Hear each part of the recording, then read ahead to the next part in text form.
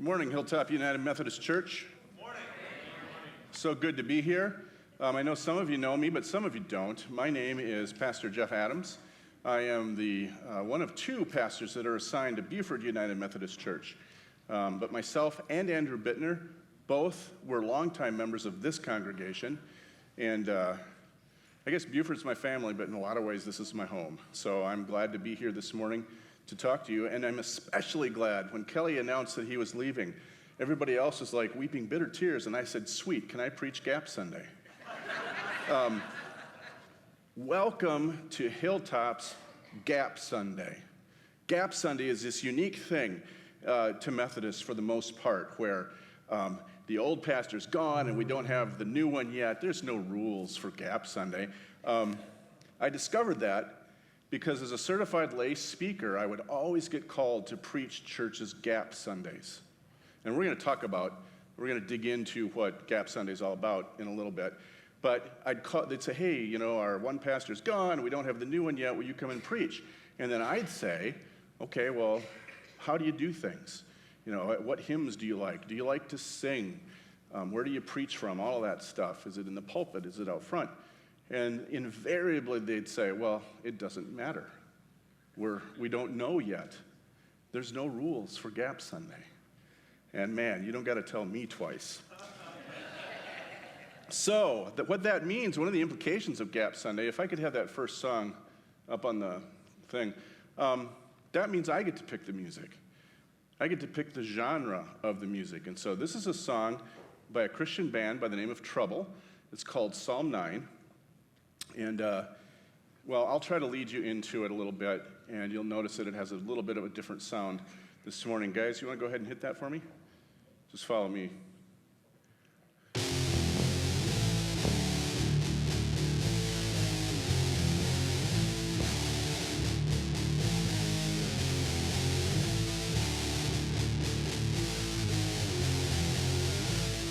Okay, we're not going to do that. But it's a really good song, and I would really enjoy it.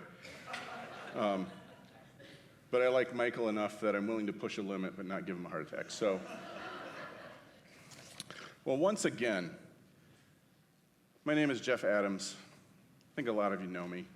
And to those that I don't, I'd love to get to know you. For an introvert, that's a little big ask, but we'll all get through it. I come from this congregation, and I've been down in Buford for the last couple of years, and I thought it might be useful for you to know some of the things that I've been up to. So one of the things I got to do this year that I've never gotten to do before is preach an Easter sermon and organize an Easter service. And as soon as Pastor Andrew, my colleague, asked me if I wanted to do it, almost as soon as he asked me, I knew exactly what I wanted to say. The message came to me with great clarity. I was glad to give it, excited about it, not particularly nervous. I don't generally do nervous. And so the day came, and at this point in the story, I should mention a couple of things. First of all, in the 2 years since I have been an active member here, I've lost in the neighborhood of 20 pounds. But I bought this suit and another one just like it, which I was preaching in during Easter at the beginning of the 2 years. So they don't fit. They fit pretty loose now, I'm glad to say. So that's important to know. And then the other thing that's important to know is that I generally have a cell phone in my pocket, like I do now, and I also had a relatively heavy brass hand cross that I sometimes keep handy in the other pocket. Also, I have a ratchet belt. So it ratchets and locks, it doesn't have holes in it. So I was up there, and our normal Sunday worship is in the neighborhood of 45 people, and so on this particular day, we're pushing 100. The place is pretty full. We've got all kinds of people coming in. As you know, that's what Easter happens. And so I got up there, and as I did all the intro stuff, we got into the message, and I just started to preach the sermon itself, and I felt the belt break. It separated into two halves, and as opposed to holding anything up, it now became a weight on the overall structure of the pants system and began to react to the gravitational pull of the earth. And you may recall that a minute ago I said that I also had a cell phone and a heavy brass hand cross in my pocket. So now I'm faced with a bit of a dilemma. What do I do about it? I can't break the rhythm of the message, but also I don't want my pants to fall off, which is a clear and present danger. I move around a lot. So what I did was I stood very still, adopted a wide stance, and we made it through that Sunday. I had a jacket on, so you couldn't see what was going on. So that's what I've been up to. But it's been very, very good. But I'm also just overjoyed to be back with you on this weird, unique thing that Methodist churches have, which is Gap Sunday. And there's no rules on Gap Sunday. It's like my favorite Sunday to preach and to be a part of. Our pastor has left for whatever reason, and now we bring in a new one. And this is a thing that happens. So how many people here were brought up in the United Methodist Church system and kind of get what's going on here? Okay, so not all of you. How many people when he works with me, Kelly, when Kelly said he was leaving, for how many people, that was a little bit of a shock to the system, right? And, well, what do you mean they just bring in somebody new? Well, that's the way we work, and it's like that because of something called itinerancy. Who here has firsthand experience of itinerancy? Neil does, Art does, Barb does, Debbie does, maybe some others. Have been part of this system. The bishop says, move, you move. And it's because John Wesley himself, the founder of the Methodist movement, was an itinerant preacher. He preached up to 40,000 sermons all over the place. He logged an incredible amount of mileage on horseback. He believed that itinerant preachers who moved from place to place were more effective than those who settled in, grew comfortable, and wore out what they had to say. In a letter that he wrote in 1756, John Wesley says this: "We have found by long and consistent experience that a frequent exchange of preachers is best. The preacher has one talent, that another.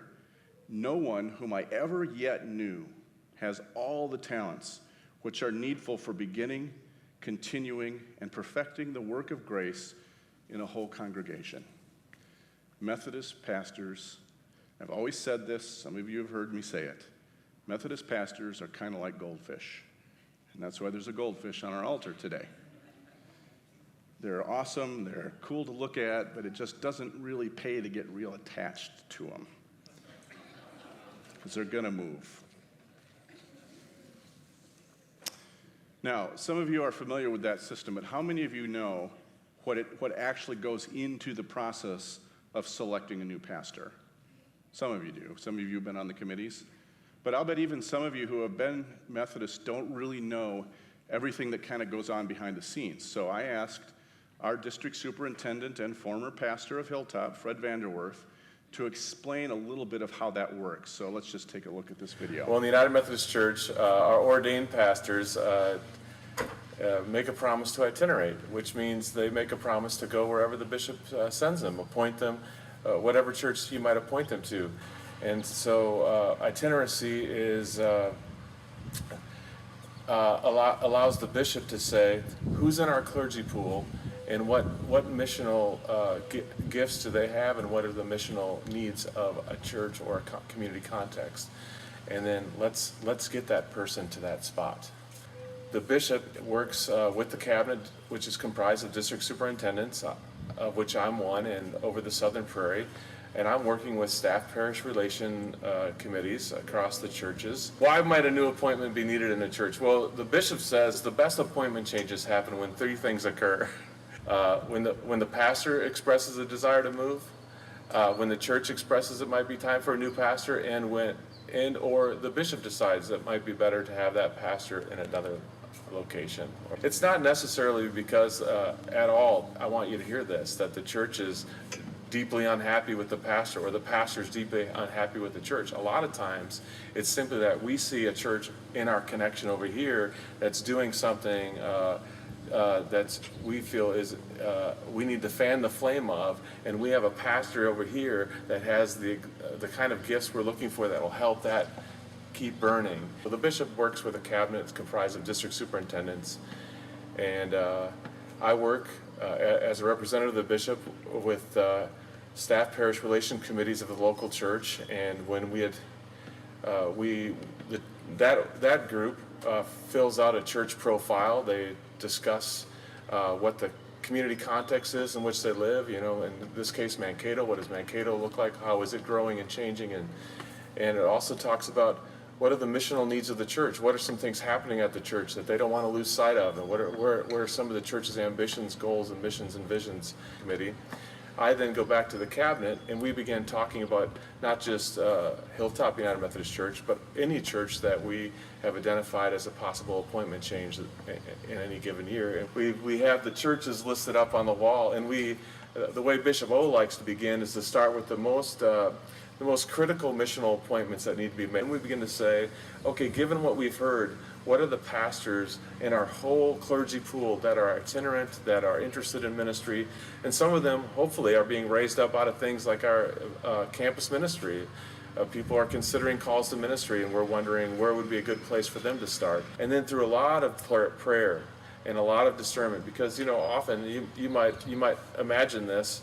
A lot of the names are the same names across the board.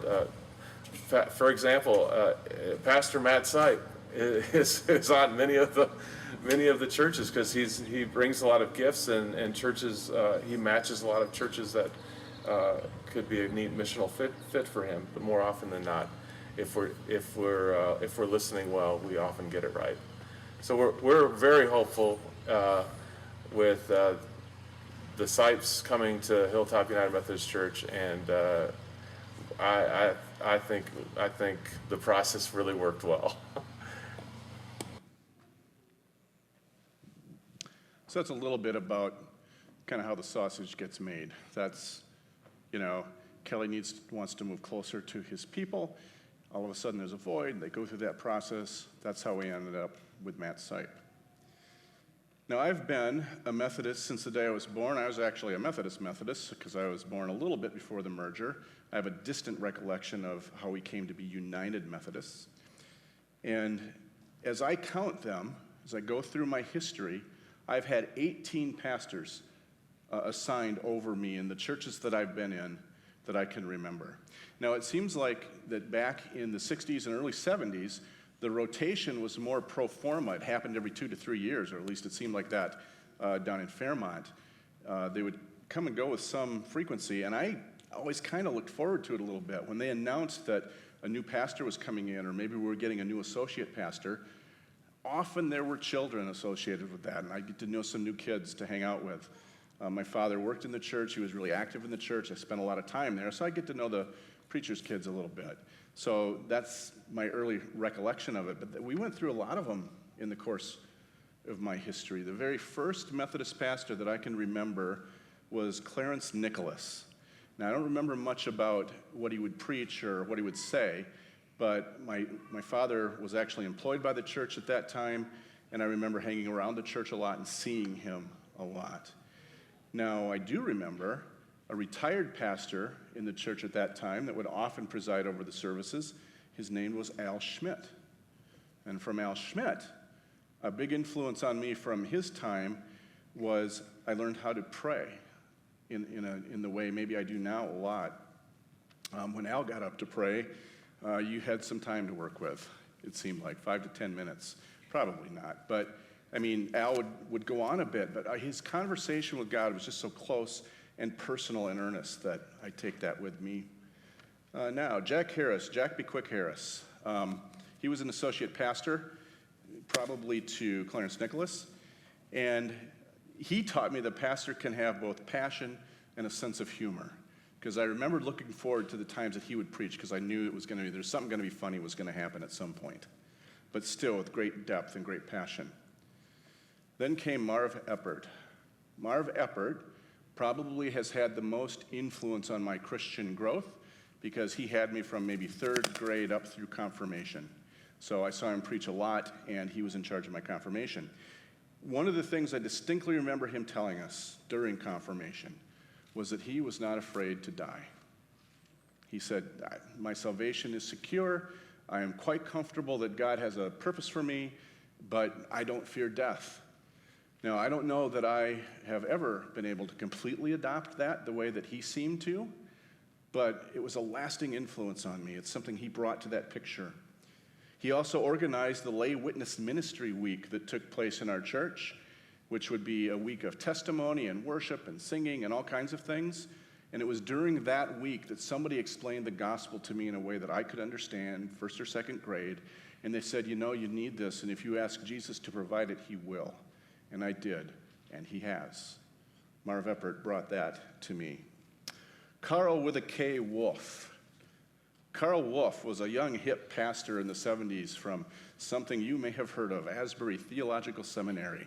And he introduced me to Christian rock. So every year, Asbury did something that was kind of cutting edge at that time, one of the first Christian rock festivals. It was called Ichthus. And so Pastor Wolf would organize the youth, and when you got to be old enough, you got to go to Kentucky to see the Christian rock festival. And I did that twice. It was awesome. And then on the way back, he had worked with Jesse Jackson's Rainbow Push operation in Chicago. So on the way back from Kentucky, we would swing through inner city Chicago, do some mission work, and learned a lot in so doing. So that's what Carl Wolf brought to me. He taught me how not to do some things as a pastor, because one of the very first things he did when he got to Fairmont was preach on the evils of eating pork. You may have recognized that Fairmont is sort of the pork capital of this entire planet, and that didn't go over well. And he had to learn from that. So, I saw a pastor make a mistake. Richard Smith, Dick Smith. Dick Smith came after Marv and Carl, and he taught me how to lead and heal a broken congregation. Because under the administration of Marv and Carl Wolf, the church split into two. So at my confirmation conference, where I had to go in and explain why I should be confirmed, they asked me all the questions. Do you understand what you're going to say? And I said, yes, I can agree to all that. Well, you're going to be asked to join the United Methodist Church and commit to it. Are you ready to commit to that? And I said, yes, I am. Ready to join the church. And then Marv said, well, you'll probably hear about this, but I'm going to start a new church, a covenant church. I'm not going to be a part of the church anymore.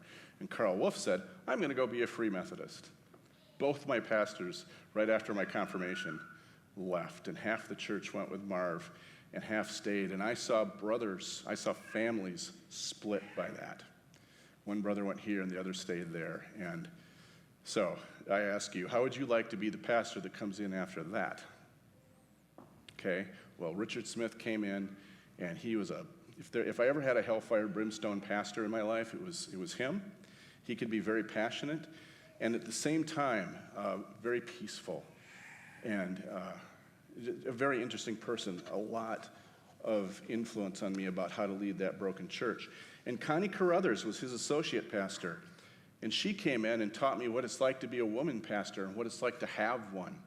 So, like you heard earlier, we began ordaining women in 1956, so this would be about 76, 20 years after that. So we had begun to do it, but it was not a common thing at that time.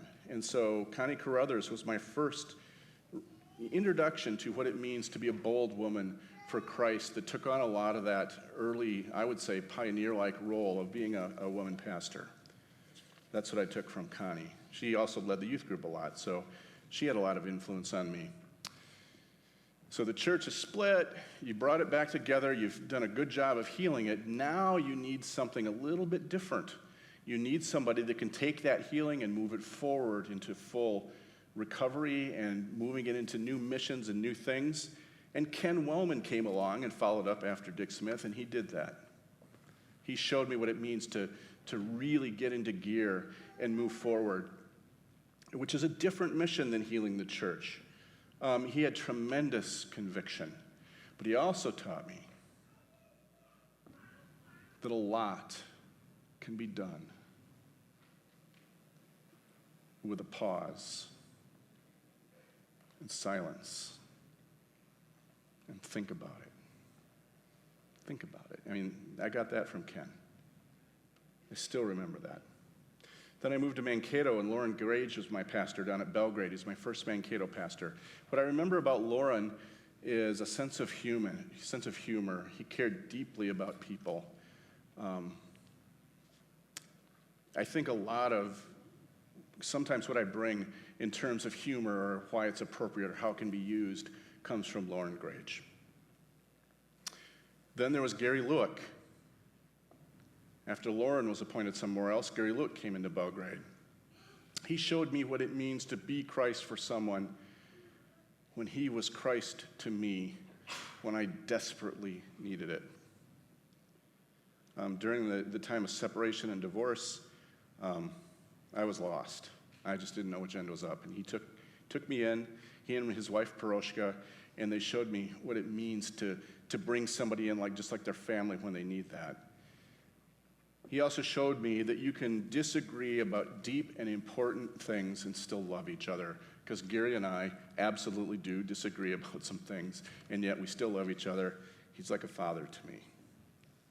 Dan Wetterstrom was Gary Lewick's associate, and he showed me how to be present and supportive even when you can't fix something. So back in that day, he called myself and my ex-wife Cheryl in to have a conference where he wanted to try to fix a few things and maybe get some things worked out.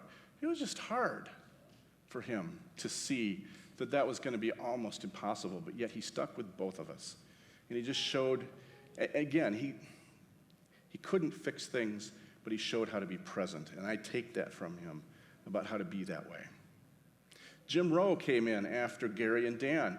And one of the things I take from him is how to tell a story in a sermon, because that was a big part of his ministry, was bringing in the story of some things he'd done and how that worked and how you could use that. He taught me how to see the good in everyone, and he was a really good example of how to love. Linda Hink was his associate, and one of the things I take from her is that sometimes pastors need help too. And I was in a group that did that. And I saw firsthand how a congregation can wound a pastor. It's probably the first time I ever saw that clearly.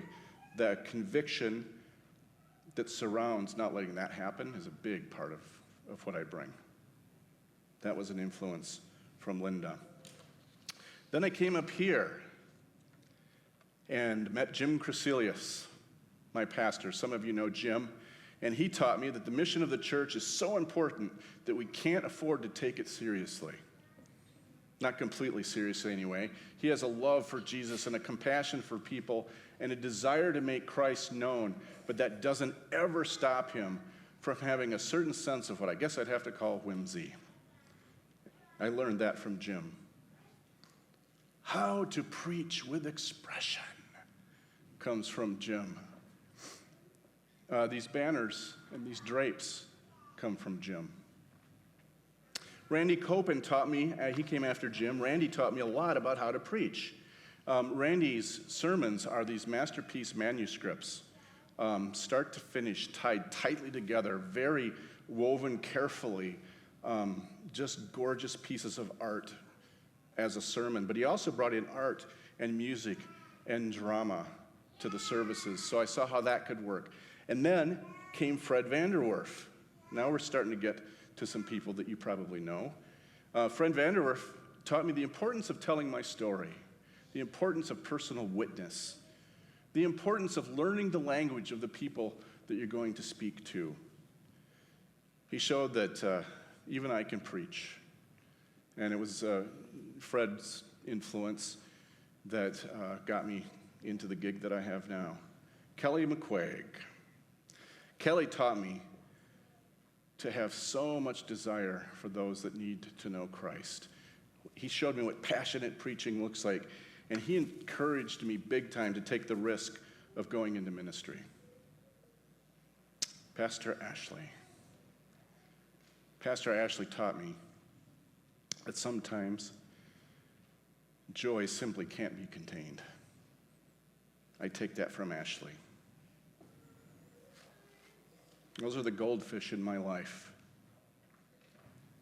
Those are the pastors that were here and then gone to other things because a bishop said so. They're the ones that loved me enough to know that someday they'd have to leave. And they did it anyway. And you know, it dawned on me not too long ago that now I'm a goldfish. I have this congregation that I work with that I know I'm going to have to leave someday. I don't like it. I mean, I think we've got another year, but we never know. Now, I am not subject to an itinerant appointment because I'm a licensed local pastor. I have a day job. That's called being bivocational. Paulette likes our house that we live in, and so I keep my day job. But I've been open to understanding that there's a lot of stuff in this area that I could be driving to, so Buford isn't going to be forever, and I know that. Now I'm a goldfish. And that's what Gap Sunday is all about. Gap Sunday is this moment where the goldfish move on. It's this unique moment for us, and maybe take a moment. Maybe we take a Pastor Wellman pause to just think about all of the people that have somehow made Christ known to you, that committed to do that. Gap Sunday is about acknowledging that. It's a unique moment to acknowledge that. But it's another unique moment. It's another unique moment because we have in this moment where Kelly's gone and Matt hasn't started yet, we have a moment to really reflect on what's important to us as a church and to what's important to us as people, what matters, what things are we going to cling to and what things are we going to let go of. And I can only answer for myself, but here's what I recommend. I would remind you, brothers and sisters, the good news that these people have brought and proclaimed to us, which we in turn received from them, and in which we now stand, through which we are being saved.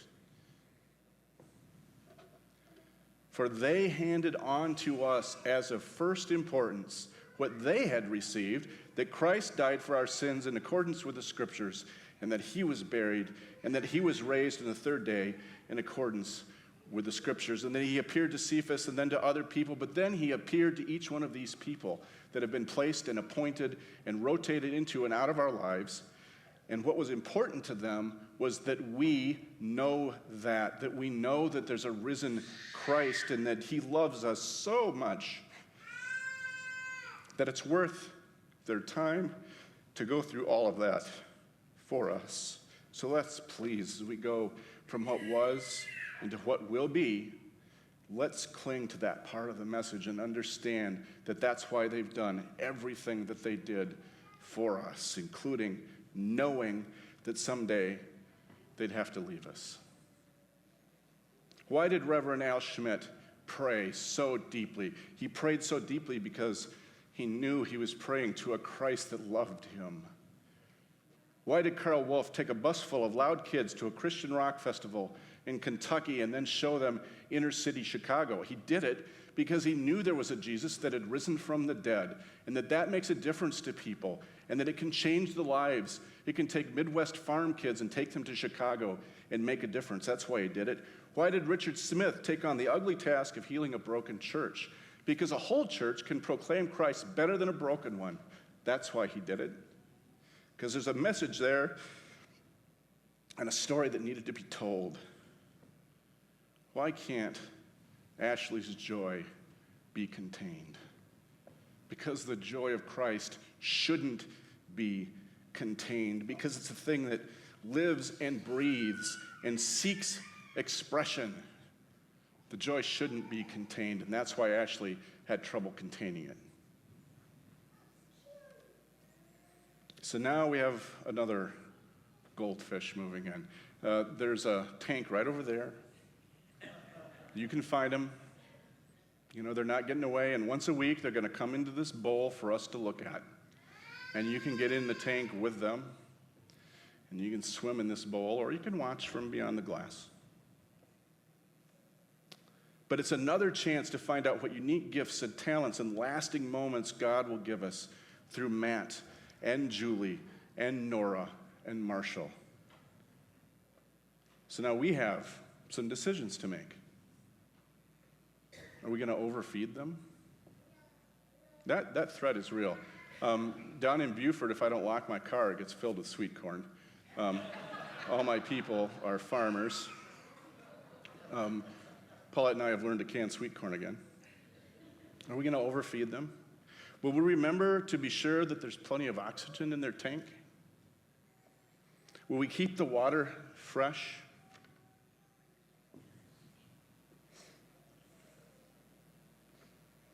Well, if Gap Sunday, and maybe, Gap Sunday, Gap could stand for something, couldn't it?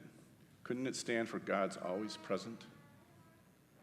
God's always present. The pulpit, people come and go, but God's always present, right? It's the best thing, is that God is always with us. But if Gap Sunday has a rule, it's this, on this unique Sunday where what has been is gone, and what is to come hasn't quite started yet. Let's pause, let's take a moment. Oh, and let's realize that something amazing is about to begin.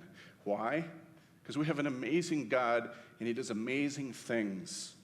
And one of the amazing things he does is he brings new leadership into our lives to give us their unique perspective. What are you going to be saying a few years from now? They're going to go. They're not here forever. In a few years, 10 or 15 years from now, what are you going to take from them? What's going to be the thing that is etched on your soul from them? Because I guarantee you that there's going to be something, because we have an amazing God and he does amazing things. That's Kelly says that, doesn't he? He does amazing things. That's a Kellyism. See, that's what it is to be changed by these people that come into our lives. For they're here to hand on to us as of first importance what they received, that Christ died for our sins in accordance with the Scriptures, and that he was buried, and that he was raised on the third day in accordance with the Scriptures, and he is present here with us now because God is always present. And it's about to be given to us all over again in a new way through a new family. What is to come is going to be amazing because our God is amazing. Let's pray. Heavenly Father, I thank you for all of the people, the great cloud of witnesses that have been a part of our story. I thank you for everything that all of them have left us with. Please, as we go into a new season, don't let our joy be contained, but rather let us welcome the Sipes and let us be a part of whatever amazing thing it is that we'll do after this Gap Sunday. In Jesus' name, amen.